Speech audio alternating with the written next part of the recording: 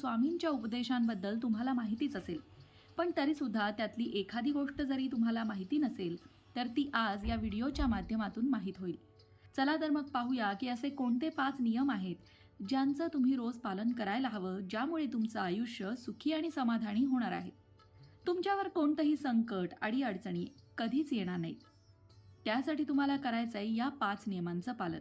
श्री स्वामी समर्थांनी सांगितलेला पहिला नियम म्हणजे तुम्ही स्वतःची तुलना दुसऱ्याबरोबर कधीच करू नका.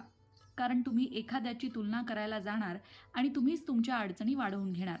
त्यामुळे तुम्ही कधीही कोणासोबतही तुमची तुलना करू नका. प्रत्येक व्यक्ती ही वेगळी असते. त्यामुळे समाधानी राहा.